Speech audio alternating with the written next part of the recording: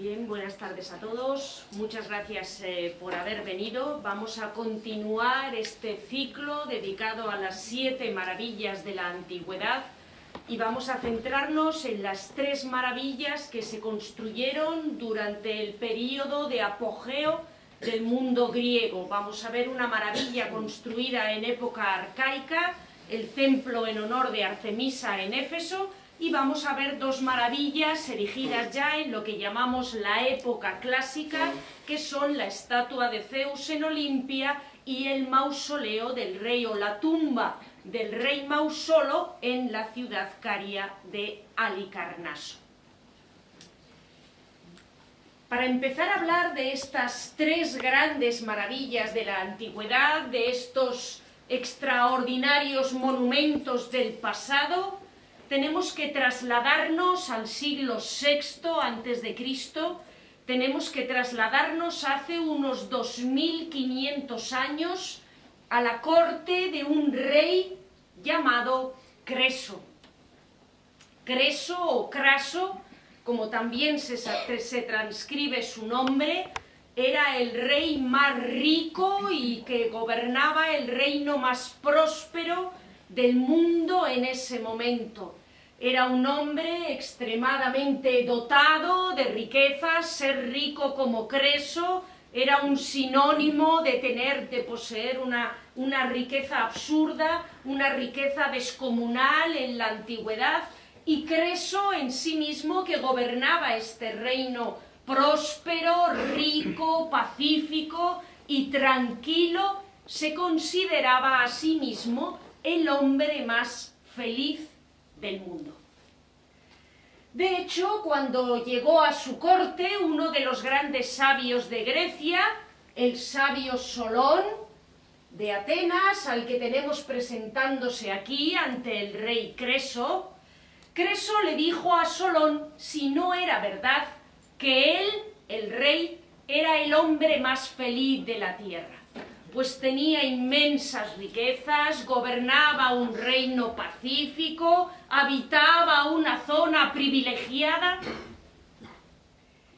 Cuando Creso le dijo a Solón que él se sentía el hombre más feliz del mundo, Solón le respondió que para determinar si la vida de alguien había sido realmente feliz, había que esperar al momento de su muerte. Porque el destino es caprichoso, los dioses traicioneros, y hasta que no termina la vida de una persona, no podemos decir con seguridad si su vida ha sido dichosa o si su vida ha sido triste. Y efectivamente, como veremos más adelante, el destino le reservaba a Creso un giro realmente trágico. Creso gobernaba sobre el reino más próspero de la tierra a mediados del siglo VI a.C. Ese reino no era otro que el gran reino de Lidia, que ocupaba lo que hoy sería la mitad occidental de la actual Turquía y que incluía la costa de la Jonia o la costa de Asia Menor, donde estaban las riquísimas ciudades de Éfeso, de Mileto, de Halicarnaso, de Pérgamo, etcétera, etcétera. En una de estas ciudades, gobernadas por el rey Creso, rey de Lidia, en la ciudad de Éfeso, desde hacía cientos de años se rendía culto a una misteriosa divinidad tónica. Era una diosa femenina a la que los griegos daban el nombre de Artemis Efesia, pero que en realidad escondía detrás un fenómeno de interpretatio, un fenómeno de fusión entre varias antiguas divinidades que fusionaba a la Artemis griega con la Magna Mater de Frigia o con la diosa Cibeles de Caria.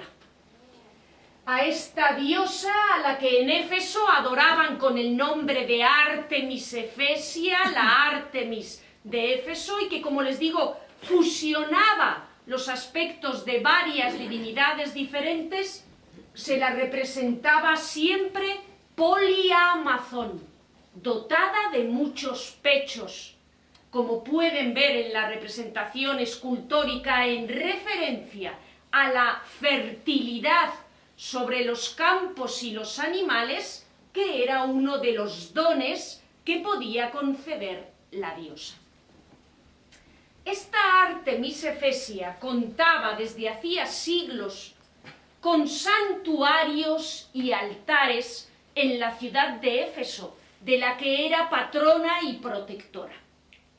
Pero en tiempos del rey Creso, en estos tiempos de bonanza, de riqueza, de paz y de gloria para el reino de Lidia, se decidió construir a la diosa protectora de la ciudad de Éfeso uno de los mayores templos construidos jamás en el mundo griego.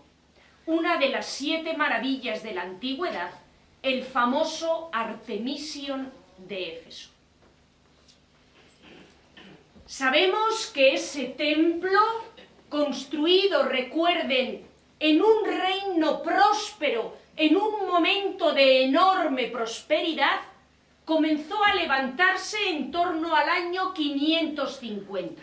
Y sabemos que el riquísimo y felicísimo rey Creso financió en parte su erección, aportando algunas de las columnas del templo y sufragando económicamente parte de la construcción del edificio.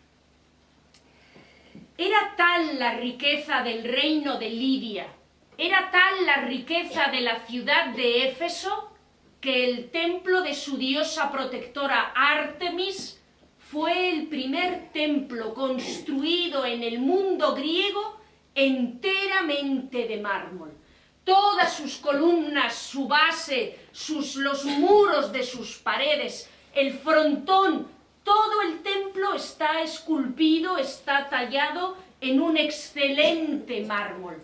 Y además es uno de los mayores templos construidos en el mundo griego, pues tiene o tenía, como pueden ver en la diapositiva, más de 100 metros de largo y más de 50 metros de ancho. Las dimensiones del edificio eran tan ciclópeas, tan enormes, que incluso para el rico reino de Lidia e incluso para la rica ciudad de Éfeso, los trabajos se demoraron por el transcurso de más de un siglo. Les adelanto ya, por si acaso no conocen el dato, que no conservamos el templo de Artemisa en Éfeso. Pero sabemos que el templo del hermano de la diosa, el templo de Apolo, en la vecina ciudad de Dídima, fue construido a imagen y semejanza del templo de Artemis en Éfeso. Apolo y Artemis eran hermanos gemelos, Éfeso y Dídima eran 2 ciudades muy cercanas, en Éfeso se rendía culto a la hermana, Artemis, en Dídima se rendía culto al hermano, Apolo. Y cuando en Éfeso construyeron el templo en honor de Artemis y levantaron ese espectacular edificio, los de la ciudad vecina de Dídima quisieron tener también un templo de las mismas dimensiones, del mismo estilo, con la misma forma, en honor de su dios protector, Apolo. Y así, al poco de comenzar a construirse el templo de Artemisa, se empezó a levantar el templo de Apolo copiando la forma del de Artemisa. Y aunque hemos perdido el Artemision, como conservamos bastante bien el templo de Apolo, podemos saber con bastante seguridad cómo era el templo que los efesios levantaron a su diosa protectora, Artemis. Sabemos que el templo debía de tener más o menos el aspecto que ven ustedes aquí. Como les he dicho, estaba totalmente construido en mármol. Estaba sostenido por espectaculares columnas jónicas propias de esta zona. Estamos en Asia Menor, estamos en la Jonia. El nombre del territorio ha dado nombre a las columnas que eran del gusto de los habitantes del territorio, y estas airosas columnas jónicas eran más altas y más estilizadas que las columnas dóricas que se seguían utilizando al otro lado del mar Egeo, en lo que hoy es el país de Grecia. Además, este templo de Ártemis era un templo diáfano. Cuando uno se ponía delante del templo, a lo lejos podía ver la cella, el Sancta Sanctorum, la capilla en la que se conservaba la estatua de Ártemis Efesia, la estatua de la diosa Polía Amazón, la estatua de la diosa de muchos pechos. Aunque en la imagen que han visto ustedes no se puede apreciar bien, si uno examina la planta del Artemision, se dará rápidamente cuenta de que no era un templo griego estándar.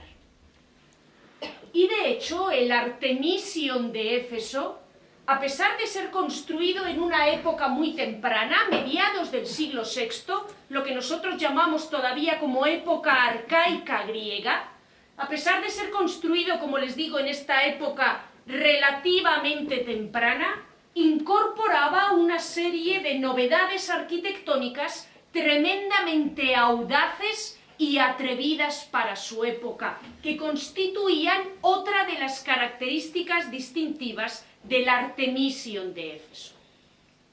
Estas novedades arquitectónicas es que en el frente del edificio había hasta 3 filas de columnas jónicas, y a los lados del edificio no se disponía una hilera de columnas como en los templos estándares, sino 2 hileras de altísimas y esbeltas columnas jónicas. Y además, como les he dicho, el interior del edificio estaba abierto al exterior, de tal manera que las 3 filas de columnas jónicas que había a la entrada se prolongaban hacia el interior del edificio, y la vista del visitante se perdía en un auténtico bosque de columnas. Parece que originariamente en este lugar a la diosa Ártemis, como en otros muchos lugares de culto griegos, se le rendía culto en una arboleda sagrada. Era muy habitual en todo el mundo griego encontrar arboledas, pequeños bosquecitos consagrados a una divinidad. El bosque de columnas jónicas que se extendía delante del Artemision evocaba de esa manera al visitante que lo contemplaba la arboleda sagrada en la que se había rendido culto a la diosa de la caza, de los animales y de los bosques. Pueden ver el aspecto revolucionario de la planta del Artemision más fácilmente si lo comparamos con lo que para nosotros y para cualquiera es el canon de la arquitectura griega. Aquí tienen ustedes la planta del Partenón de Atenas, un edificio que se construiría un siglo después del Artemision, y pueden ver que lo que tenemos es un edificio griego estándar o un templo griego normal. Tiene casi la mitad del tamaño del Artemision. Si han estado ustedes en Atenas y se acuerdan más o menos de la impresión en dimensiones que les causó el Partenón, doblen el tamaño del Partenón y tendrán más o menos las dimensiones del Artemision. Y como pueden ver, el Partenón tiene unas columnas dóricas y tiene simplemente una fila de columnas dóricas, otra que sostiene el pórtico, y el interior del edificio está cerrado o estaba cerrado en su día con unas puertas impidiendo ver el interior. El Artemision de Éfeso, con sus 115 por 55 metros de largo y de ancho, presentaba, como ven, esta triple hilera de columnas jónicas mucho más altas y estilizadas, la doble hilera a los lados y además, como les he dicho, tenía la planta, tenía el interior completamente abierto para que cualquier visitante pudiera contemplar a lo lejos del bosque de columnas la estatua de la diosa protectora. El efecto debía de ser más o menos así, una auténtica sucesión de columnas que evocaban a los troncos de los árboles. Y si uno lo contemplaba desde un lateral, el efecto aumentaba todavía más por los juegos de luces y sombras que el sol hacía sobre las columnas. Además, en un detalle decorativo que encontramos en muy pocos lugares, es probable que ya se hayan fijado de que las columnas del Artemision estaban decoradas en su parte inferior con relieves policromados, lo que daba todavía más dinamismo, lo que daba todavía más fuerza, lo que aumentaba todavía más la sensación de espectacularidad que obtenía el visitante que contemplaba este magnífico templo de Artemisa. No es de extrañar, por tanto, que el edificio causara una enorme admiración en la antigüedad. Este poemita pertenece a Antípatro de Sidón, un poeta que vivió ya en época de la tardorrepública romana y que escribió su propio elenco de las 7 maravillas, en el que no aparece el faro de Alejandría y sí que aparecen, por ejemplo, las murallas de Babilonia. Pues bien, Antípatro de Sidón nos dice lo siguiente: he posado mis ojos sobre la muralla de la dulce Babilonia, las puertas de Istar, que él considera una de las maravillas de la antigüedad, que es una calzada para los carruajes, y la estatua de Zeus de los Alfeos, y los jardines colgantes, y el coloso del sol, y la enorme obra de las altas pirámides, y la vasta tumba de Mausolo. He contemplado todas las maravillas, nos dice Antípatro, pero cuando vi la casa de Artemisa, allí encaramada en las nubes, esos otros mármoles perdieron su brillo, y dije, aparte de desde el Olimpo, el sol jamás pareció tan grande.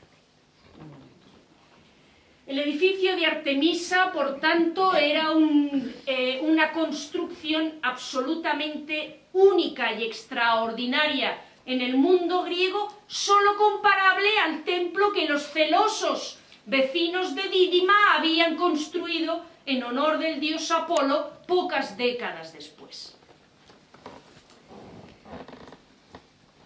Probablemente debido a la enorme fama que tenía el templo de Artemis en Éfeso, considerada ya por sus contemporáneos una de las cimas de la arquitectura mundial, el año 356 a.C., un personaje llamado Eróstrato prendió fuego al edificio, según él mismo, con el único fin de hacerse famoso en el mundo entero.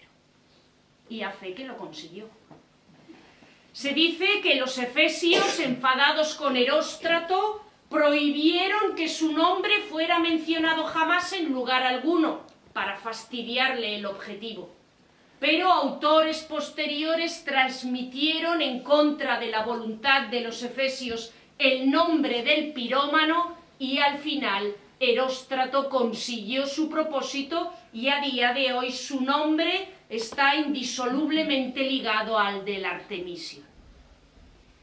Como casualmente el incendio del templo coincidió con el nacimiento de Alejandro Magno, Plutarco nos cuenta que comenzaron a circular toda suerte de chistes que relacionaban ambos acontecimientos, y que en época de Plutarco, en el siglo I a.C., se decía que era normal que el Artemision se hubiera quemado, porque Artemis no estaba dentro del templo, estaba en Pella, en Macedonia, ayudando a la madre de Alejandro a dar a luz al futuro amo del mundo.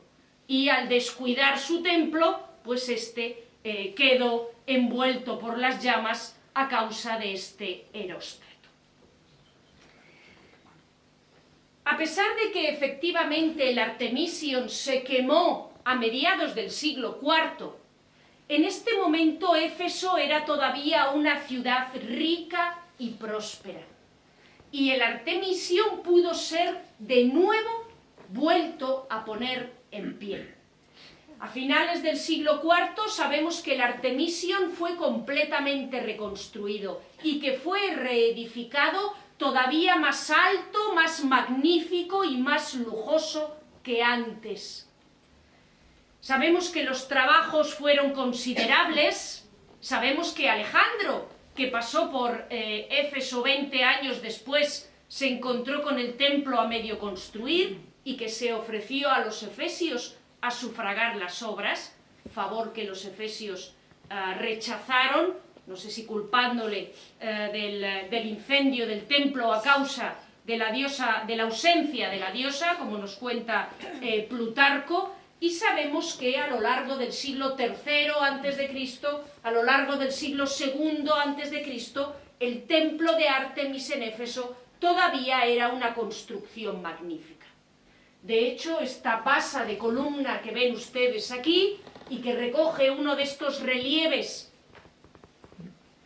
que adornaban la parte inferior de las columnas del templo, pertenece a esta segunda etapa del Artemision, pertenece a la reconstrucción de finales del siglo IV y, como ven, es de una extraordinaria factura y todavía se conserva. La decadencia del Artemision no comenzó hasta siglos después. No comenzó hasta el siglo I, hasta el siglo II después de Cristo, cuando una serie de terremotos que sufrió toda la costa occidental de Turquía comenzaron a debilitar la estructura del edificio. Por si eso fuera poco, como ven en la diapositiva, el año 262 esa zona fue invadida por los godos, que prendieron fuego a la construcción. Y después de que el templo se hubiera quemado, los habitantes de la ciudad de Éfeso usaron sus ruinas como cantera para construir sus propios edificios y machacaron las columnas de mármol para quemarlas y obtener cal con la que encalar sus casas o de sus ciudades. Para comienzos del siglo V después de Cristo sabemos con seguridad que el Artemision ya no existía y que en su lugar solo se podía contemplar lo mismo que podemos contemplar hoy, una charca.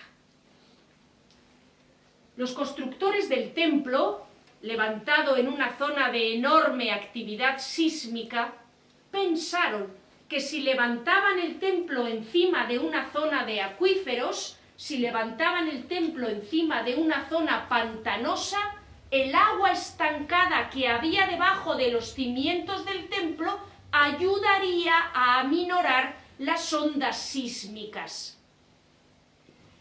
Pero lo cierto es que el sistema no funcionó demasiado bien. Los terremotos, como les he dicho, se cebaron con el Artemision sin piedad, y además el hecho de que en su subsuelo hubiera aguas retenidas, lo que hizo fue que las aguas afloraran y que lo poco que queda del templo, que son sus cimientos, hoy en día esté sumergido por este pantano de las afueras de la ciudad de Éfeso.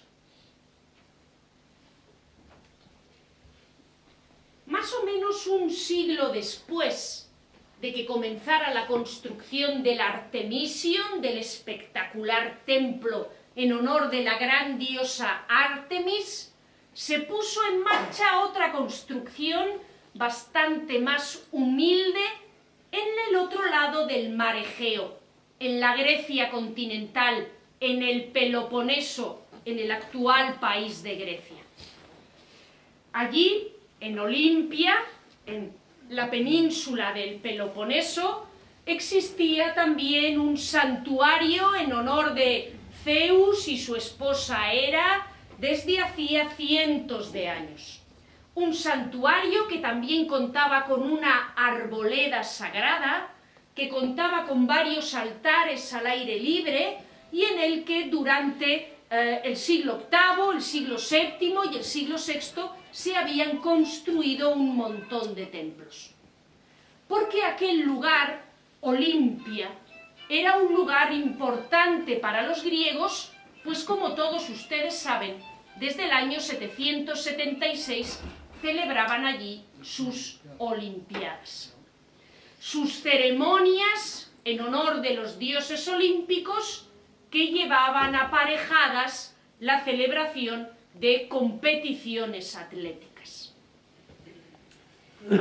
Pues bien, allí en Olimpia, como les digo, entre el año 470 y 456, más o menos un siglo después de que comenzara la erección del Artemision, se decidió construir un nuevo templo en honor de Zeus olímpico, en honor de Zeus, el señor de Olimpia. Este templo no tenía nada que ver con el Artemision. El santuario de Olimpia no tenía los medios de Creso ni de la riquísima ciudad de Éfeso, y el templo de Zeus olímpico es un templo mucho más humilde.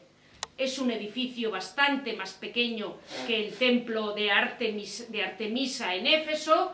Como ven, está construido en estilo dórico, evita las invenciones audaces del Artemision, solo tiene una hilera de columnas como un templo normal, tiene el interior del templo cerrado y custodiado por grandes puertas. No fue construido en mármol porque los encargados del santuario de Olimpia no tenían dinero suficiente, lo tuvieron que construir en piedra, en una piedra bastante fea, bastante porosa, que tuvieron que cubrir con una capa de estuco que pintaron para imitar el color del mármol, de tal forma que el templo parecía que estaba construido en mármol, pero en realidad estaba levantado en una piedra de una calidad mediocre, y parece que todas las reservas económicas del santuario de Olimpia, que se ahorraron con la construcción de un templo que podríamos calificar de barato, fueron empleadas para encargar al más famoso de los escultores de Grecia, que en ese momento se encontraba en su período de máximo apogeo, que acababa de construir el Partenón, que acababa de tallar la estatua de Atenea Parcenos, la estatua de la Atenea Virgen que custodiaba el interior del Partenón. Este escultor, que como saben se llamaba Fidias y que, como les digo, estaba en la cúspide de su gloria, fue contratado por los responsables del santuario de Olimpia para que construyera una estatua de Zeus olímpico para el interior del templo. Esta colosal estatua de Zeus olímpico, que debía de adornar el interior del templo de Zeus en Olimpia, fue construida por Fidias en algún momento posterior al año 432 a.C. Insisto, 100 años después del inicio de la construcción del templo de Ártemis Efesia. Sabemos que fue su última gran obra. Fidias murió poco después en la ciudad de Olimpia, después de terminar la colosal estatua de Zeus olímpico, y probablemente era la culminación de su arte. Por si no lo saben, también les adelanto que tampoco conservamos la estatua de Zeus en Olimpia, pero sí que tenemos una idea bastante segura de cómo debió de ser. De hecho, conservamos algo que rara vez se conserva de un artista, y es qué sirvió de inspiración a Fidias para construir o para tallar su estatua de Zeus. Sabemos qué es lo que Fidias quería que los que contemplaban la estatua sintieran, y sabemos qué es lo que a él le inspiró la talla de esta escultura. Y es que Estrabón, en su geografía, nos cuenta que cuando se preguntó a Fidias qué modelo iba a emplear para la imagen de Zeus, el escultor contestó que emplearía el modelo que Homero proporcionaba en las siguientes líneas. Él habló, el hijo de Cronos, y arqueó sus oscuras cejas, y cayeron de su cabeza inmortal los mechones de ambrosía del gran dios, y todo el Olimpo murmuró. Eso es lo que deberíamos sentir ante la contemplación de esta estatua. Además de contar con las descripciones de la antigüedad que nos han hecho los autores sobre cómo era la estatua de Zeus en Olimpia, la verdad es que tenemos bastantes testimonios iconográficos. Tenemos monedas emitidas por la Élide en la ciudad más cercana a Olimpia, donde se representa la estatua de Zeus olímpico exactamente tal y como era. En Olimpia hemos encontrado el taller de Fidias, donde sabemos que fue esculpida la estatua y que fueron realizados todos sus adornos. Hemos encontrado en el interior de este taller, que tenía la forma que ven ustedes, incluso herramientas, moldes, objetos que pudieron ser empleados por el propio escultor en la elaboración de la estatua. Y además conservamos dos copias de época romana de la estatua de Zeus. Esta copia realizada en bronce, ¿de acuerdo?, de alguien que en época romana vio la estatua de Zeus en Olimpia y la copió, y esta otra estatua realizada, esta se conserva en el Louvre, esta se conserva en el Hermitage. Esta otra estatua realizada en mármol, también en época romana, por alguien que también había visto la estatua original y que quiso copiarla tal y como era para un rico romano que quería tener una copia del Zeus olímpico en su casa. Con todos estos datos, sumados a las profusas descripciones que tenemos de los autores antiguos, sabemos que la estatua de Zeus olímpico era más o menos así. Sabemos que tenía 9 metros de alto, que llegaban a 12 metros y medio, sumando el pedestal en el que se apoyaba el trono del Crónida. Sabemos que representaba a Zeus sentado en su trono, y aunque muchos autores nos dicen que estaba hecha enteramente en oro y marfil, hoy sabemos que en realidad estaba realizada en madera, recubierta de placas de oro y de marfil. Todo el cuerpo del dios estaba recubierto de placas de marfil muy brillante. La túnica, las sandalias, la barba y el cabello estaban realizados en madera recubierta de láminas de oro. Sobre la cabeza llevaba una corona de hojas de olivo realizada en plata. En la mano derecha tenía una representación de la diosa Nike, de la Victoria alada.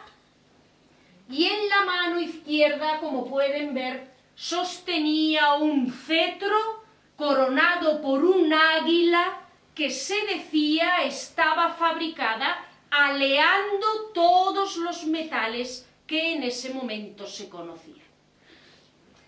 Se sentaba el hijo de Crono, se sentaba Zeus sobre un trono adornado con placas de marfil, con placas de oro y con piedras preciosas, en el que estaban representadas escenas terribles de la mitología griega.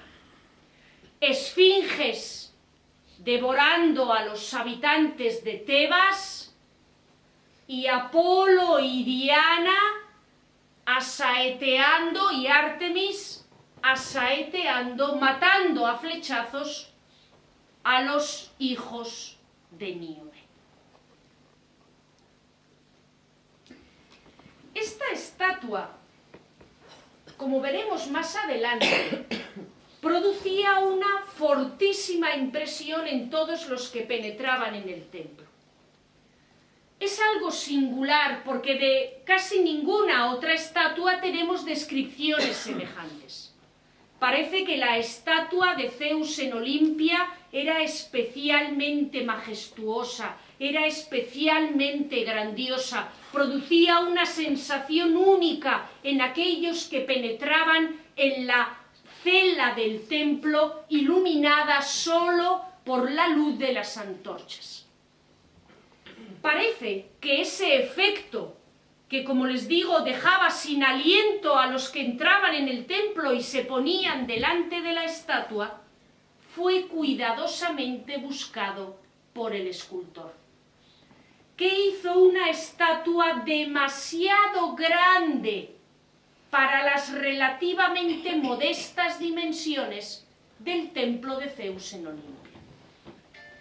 Estrabón nos informa en su geografía que la estatua de Zeus era tan alta que aunque el templo es muy grande, el artista parece haber olvidado la proporción adecuada, porque mostraba a Zeus sentado, pero casi tocando el techo con la cabeza, dando así la impresión de que si Zeus se levantase, podría dejar al templo sin techo. Esa impresión buscada adrede, que hacía que la cabeza de la estatua casi tocara el templo y que al estar la estatua sentada uno se imaginara que se iba a levantar e iba a romper el techo del edificio, era por tanto un efecto pretendido por el propio Fidias para aumentar la terribilidad, usando el término de época de Miguel Ángel, que producía la estatua. Y efectivamente, como les he dicho antes, son varios los autores clásicos que nos hablan de esta profunda impresión que se experimentaba al contemplar la obra. Tito Livio nos cuenta de un general romano llamado Emilio Paulo, que no era un hombre pusilánime, fue el conquistador del reino de Macedonia, que cuando Emilio Paulo penetró en el templo de Zeus y contempló su estatua, se sintió conmovido en su alma, como si hubiera visto al Dios en persona. Y más o menos de la misma época, un poquito después, en el 97, después de Cristo, un siglo después, Crisóstomo nos cuenta lo siguiente. Fidias de Atenas realizó la estatua Cris Elefantina, Crisós, elefantos, oro y marfil, que honra al primero y al más grande de los dioses. Dicen que si un hombre, con el corazón cargado por la angustia y las preocupaciones de la vida, se coloca delante de la estatua, se olvidará de todo ello. A pesar de este efecto impresionante, tenemos testimonios de que ya a finales del siglo II después de Cristo, o sea, una centuria después de que Crisóstomo pronunciara en Olimpia este discurso que les he traído aquí, sabemos que ya a finales del siglo II después de Cristo, la estatua de Zeus en Olimpia se encontraba en situación precaria. La estatua misma había estado a punto de desaparecer en época de Calígula, cuando Calígula, a comienzos del siglo I después de Cristo, había ordenado que trasladaran la estatua a Roma para quitar la cabeza de Zeus y colocar la suya, cosa de la que la estatua parece que se salvó por la prematura muerte el año 41 del emperador romano. Pero el caso es que un siglo después, como les digo, ya tenemos varios testimonios, no solo uno, que nos dicen que la estatua y el templo mismo de Zeus en Olimpia ya se encontraban en una situación precaria.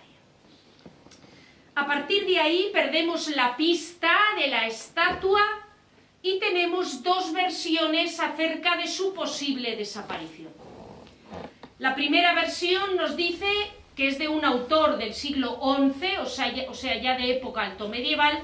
Esta primera versión nos dice que el año 393, a finales del siglo IV, la estatua de Zeus en Olimpia fue trasladada a Constantinopla y que se guardaba allí, en Constantinopla, hasta que el año 476, en el marco de una guerra civil en el interior del Imperio Bizantino, la ciudad de Constantinopla ardió y con ella la estatua de Zeus en Olimpia. La segunda versión, también de época medieval, también de época tardoantigua, nos dice que en cambio la estatua fue destruida en el año 425, cuando el emperador Teodosio II, luchando contra los ídolos paganos, ordenó que uno de los grandes santuarios del paganismo, el santuario de Olimpia, fuera destruido. Ese año, en teoría, el 425, habría sido destruido el templo de Zeus y con él la estatua de Zeus en Olimpia que albergaba en su interior.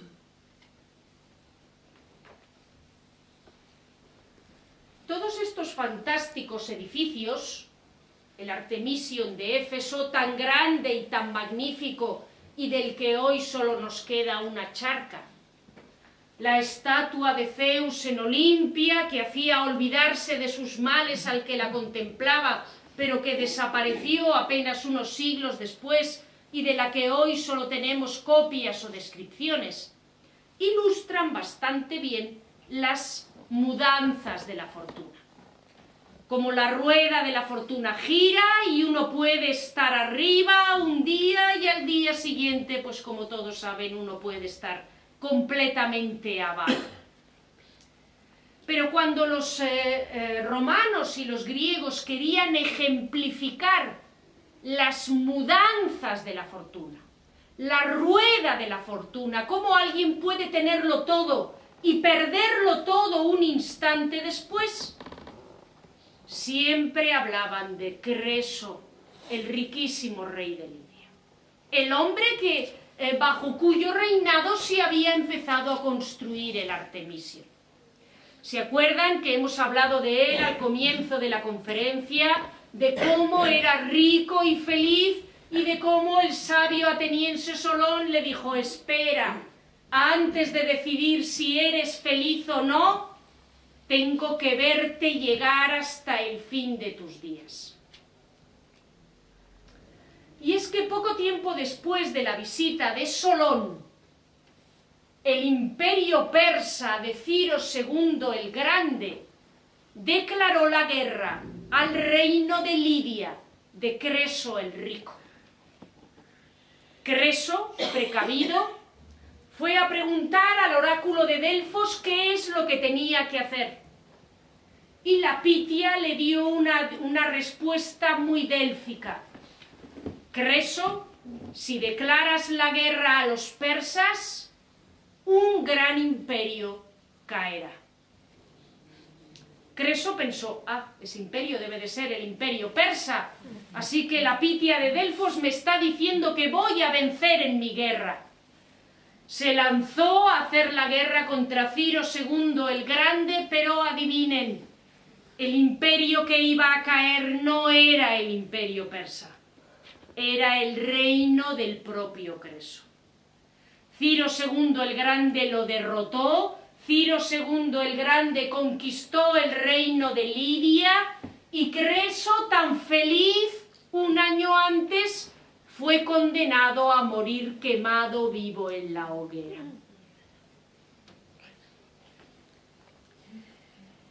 Así pues, el riquísimo reino de Lidia pasó a manos del gran rey persa.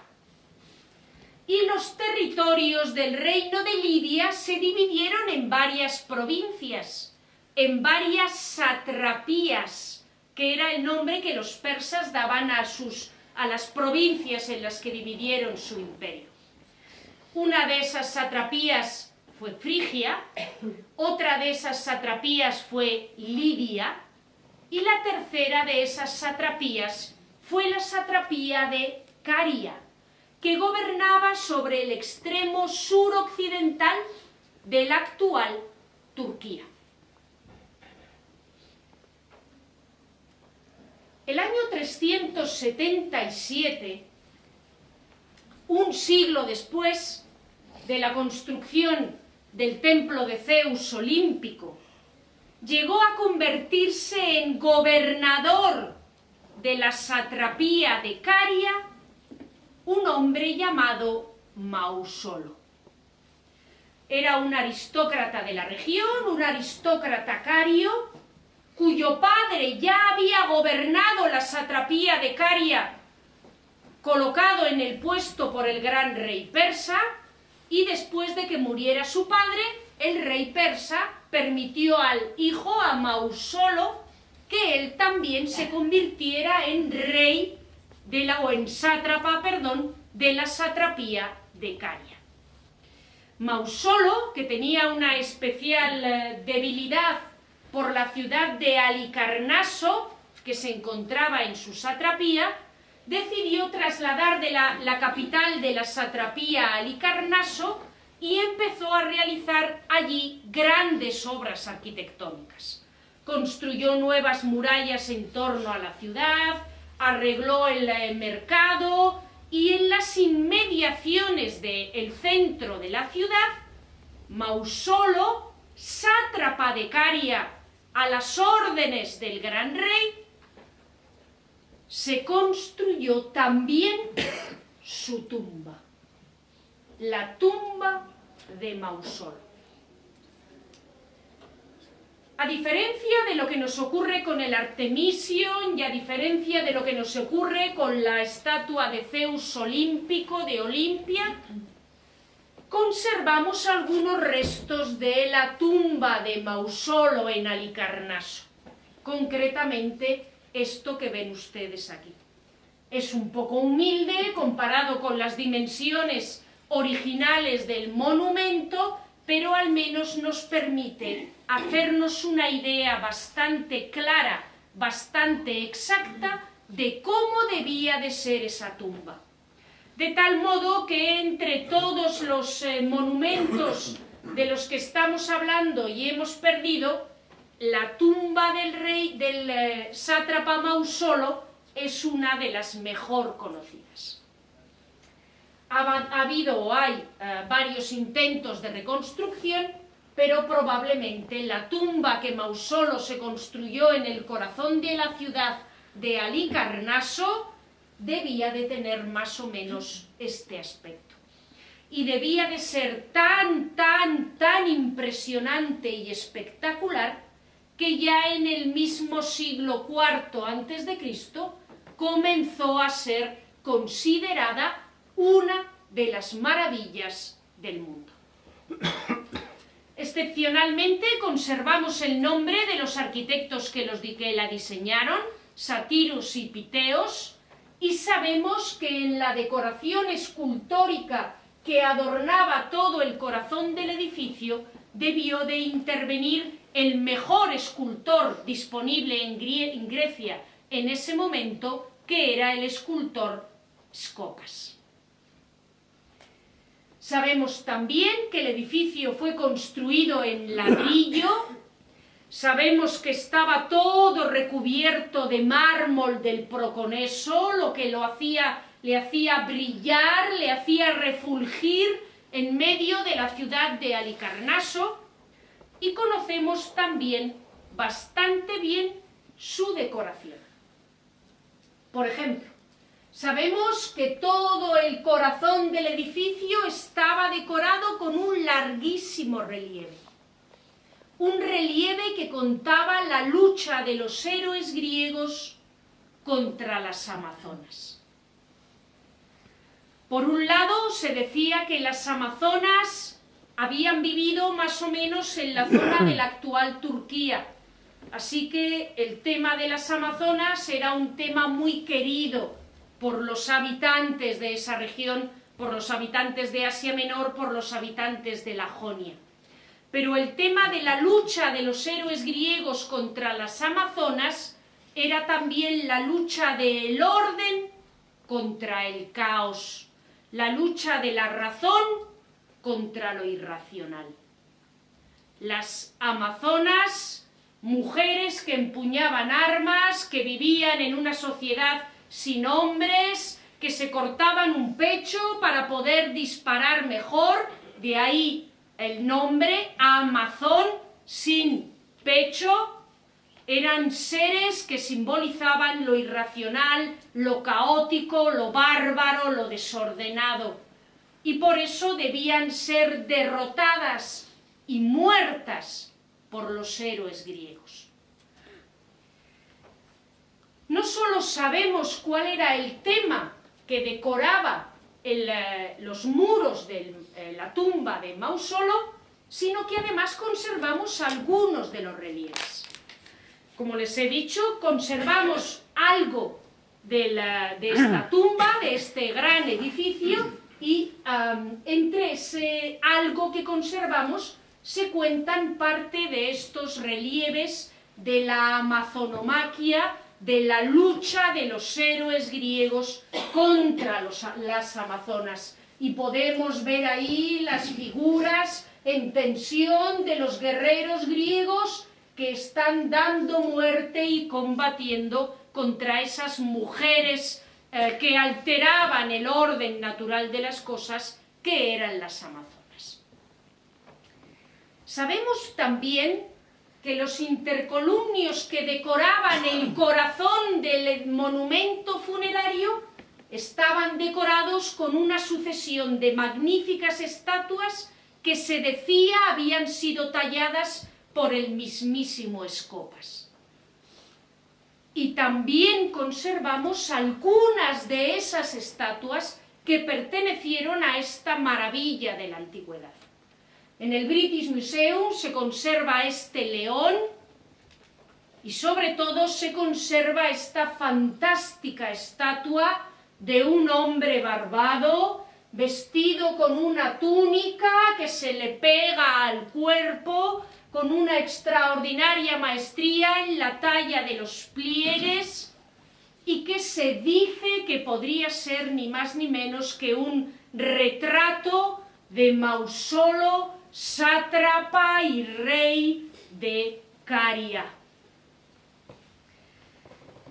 Es más, esta estatua, que podría ser Mausolo, apareció junto a la estatua de una mujer, y las dos estatuas aparecieron encima de la cara este de la tumba, donde sabemos que se encontraba la puerta que daba acceso al interior del edificio.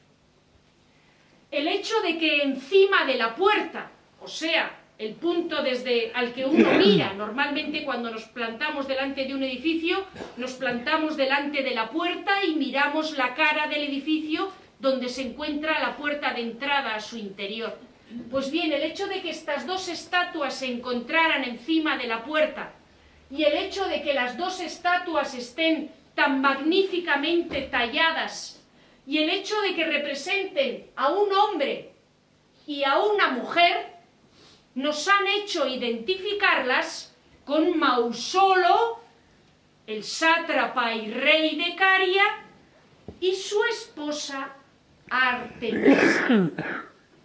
Porque sabemos que Mausolo murió antes de que el edificio quedara concluido, que los trabajos fueron continuados bajo la dirección de su mujer, Artemisia, y que ella tuvo un papel muy importante en la construcción del edificio después de la muerte de su marido. Así que, aunque como les digo, la identificación no es segura, porque no tenemos nombres, ni tenemos ningún retrato de Mausolo o de Artemisia, es posible que estas dos figuras representen a Mausolo y a su esposa. Por último, conservamos incluso parte de la decoración escultórica de la cúspide de la tumba. Sabemos por descripciones que la tumba estaba decorada por una pirámide y que en lo alto de una pirámide había una cuadriga tirada por 4 caballos y guiada presumiblemente por el propio Mausolo. Y hemos encontrado al menos uno de esos caballos que, como ven, está tan extraordinariamente bien elaborado como el resto. ¿Cómo es posible que conservemos tantos restos de esta tumba?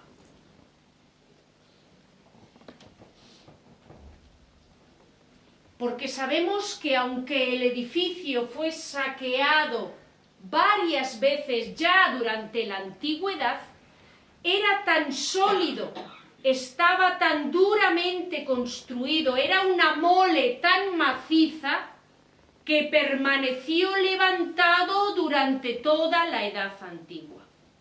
Y era tan espectacular que los griegos comenzaron a referirse a esta tumba como el mausoleo, o sea, la tumba de Mausolo. Y la palabra mausoleo, que quiere decir tumba de Mausolo, se acabó convirtiendo en la palabra que se empleaba para referirse a un monumento funerario de extraordinarias dimensiones. Es más, ni los terremotos, ni los saqueos, ni los incendios consiguieron acabar con el mausoleo, que estaba en pie todavía el año 520. Todavía en tiempos de Carlos V se podía contemplar el mausoleo de Mausolo.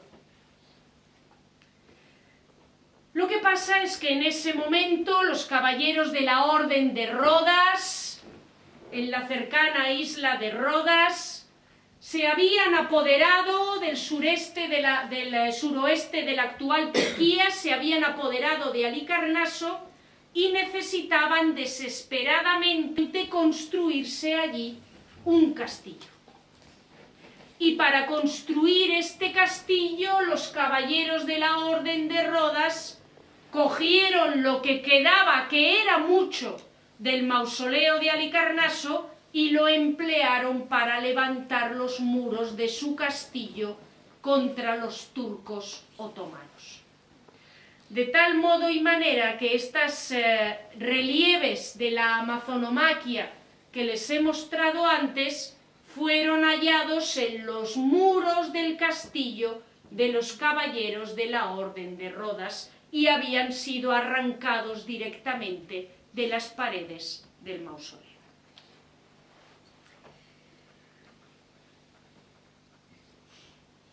Con este recorrido por el Artemision, el templo de Artemis en Efesia, la estatua de Zeus en Olimpia y el mausoleo de Halicarnaso, la tumba del Mausolo en Halicarnaso, concluimos nuestro recorrido por las maravillas de la antigüedad que se levantaron en época de máximo apogeo de la Hélade, por decirlo así. La semana que viene nos acercaremos al Coloso de Rodas y al Faro de Alejandría, que son las dos últimas maravillas en construirse y que fueron levantadas ya en época helenística. Así que con esto concluyo.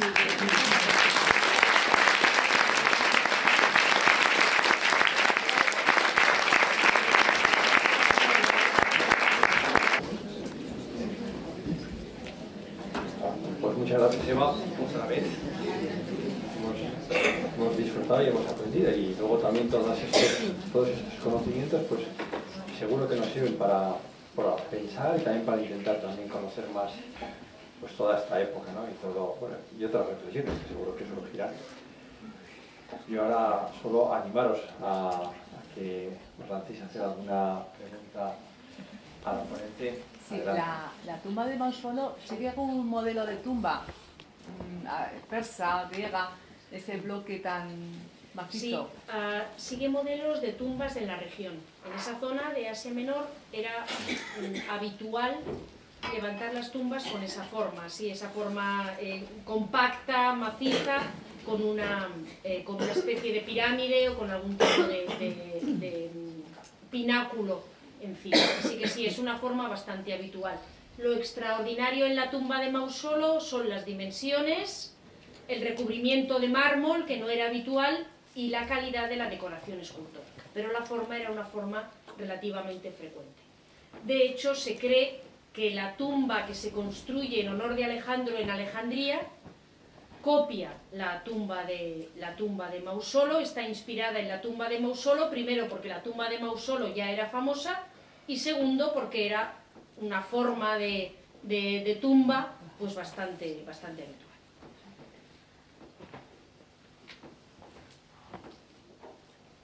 ¿Tan fácil de quemar es un edificio de mármol? ¿No? Parece Pues, como imposible. Pues que había mucha sorprendentemente, no, en sí el mármol no es fácil de quemar, pero el mármol se quema mucho, porque se usa, como les he comentado, para hacer cal. Y es una forma muy fácil de conseguir cal, y la cal se usa mucho en la tardoantigüedad y en la Edad Media. Entonces, muchas de las cosas de mármol que hemos perdido no es porque se hayan robado para que uno tener una estatua en casa, sino para esas estatuas o esos relieves o esos sillares se machacan y se queman para obtener cal.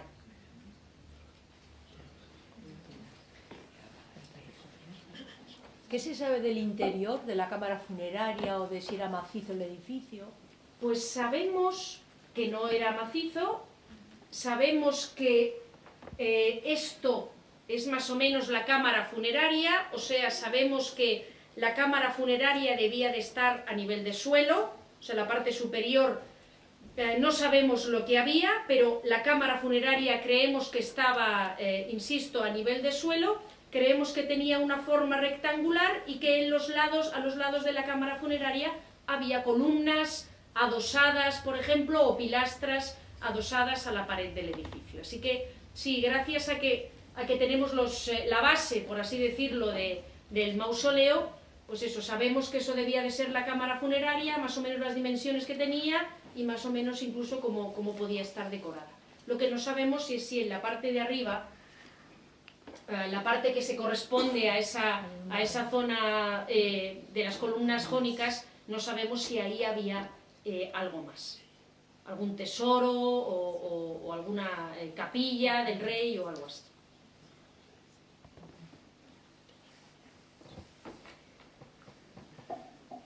Sabemos, por ejemplo, cuando uno ahora va al British, y os animo muchísimo, si tenéis la suerte de estar en el British, acercaros y ir a ver los restos del mausoleo de Halicarnaso. La verdad es que son unas estatuas de una calidad, además de las dimensiones que tiene, pero vamos, porque no es el tamaño natural, sino que son bastante más grandes, y luego la calidad que tienen, ¿no? Extraordinaria. Pero mi duda es, cuando se traen a Londres estas estatuas, ¿sabemos si en Halicarnaso había alguna otra o trajeron todo? No trajeron todo porque, por ejemplo, estos relieves formaban parte de los muros de la ciudadela. Digamos que estas estatuas se encuentran in situ, se encuentran en la zona del mausoleo, el mausoleo se excava por arqueólogos británicos, encuentran las estatuas y se las llevan. Sin embargo, quedaron todavía bastantes relieves, porque yo he traído dos, pero en realidad se conservan bastantes de estos relieves de la Amazonomaquia, quedaron allí bastantes de estos relieves que estaban encastrados en los muros del castillo de Bodrum, del castillo de Halicarnaso, y que los ingleses, pues en gran medida, no se llevaron. Y esos ahora mismo, esos relieves que en su momento se quedaron allí, ¿sabemos si se conservan, se han perdido? No, algunos de estos relieves se conservan. Creo que hay alguno en el British también, pero hay otros que se conservan allí en la propia Bodrum y se exponen en Halicarnaso. A mí de todos modos la reflexión también es que 2500 años después de que se hicieran estas piezas tan extraordinarias y tan delicadas también, que todavía se puedan ver con los avatares de la historia, a mí me parece algo... Es que la ventaja de que se usen como sillares es que, claro, si tú quieres poner esto en el frontal de una fortaleza, no pones la cara en relieve hacia el exterior, sino que la cara en relieve la pones hacia el interior. Y lo que queda hacia afuera es la parte interior del sillar, no sé si se entiende. Por eso normalmente la parte de los relieves queda protegida, ¿no? Porque sería un poco raro, pues eso, ver los muros de la fortaleza, además de los caballeros de la Orden de Rodas, pues llenos de señoras y de señores así, en esta guisa, ¿no? Así que esto se pone para adentro, queda encastrado en el interior y eso pues facilita evidentemente su conservación. Porque en el siglo XVI, todavía en el siglo XVI, y a finales del siglo XVI todavía estatuas de estas maravillas como estas, se seguían, pues se encontraban y se utilizaban, pues como tú dices, para conseguir cal o como mortero y se rompían, bueno, por pura ignorancia o porque no se daba más importancia a otras cosas. Pero vamos, seguro, si tenéis más preguntas. Adelante, hijos. Eva, ¿Mausolo vio su tumba terminada? No. De hecho, Artemisia parece que tampoco la vio. Esto no podemos estar completamente seguros, ya cuando cuente la anécdota van a ver por qué. Los historiadores nos dicen que Mausolo muere, continúa los trabajos su esposa Artemisia, ella también muere y entonces hay una nueva dinastía, digamos que hay cambios en el gobierno de Caria y entonces la familia de Artemisia y Mausolo ya no sigue al frente de la satrapía que ellos prácticamente habían convertido en un reino, por eso también se habla de rey Mausolo. Entonces deja de haber financiación para seguir construyendo el mausoleo. Y las fuentes nos dicen que Escopas y el resto de los artistas que participaban en el mausoleo, conscientes de estar haciendo una gran obra, quisieron seguir trabajando gratis, sin cobrar por su trabajo, hasta terminar el mausoleo. No sabemos hasta qué punto es cierto, pero eso, las fuentes no solo nos dicen que Mausolo no lo vio, sino que su esposa tampoco llegó a verlo del todo terminado y que se acabó después de la muerte de ambos. Muchas gracias por estar y hasta la próxima.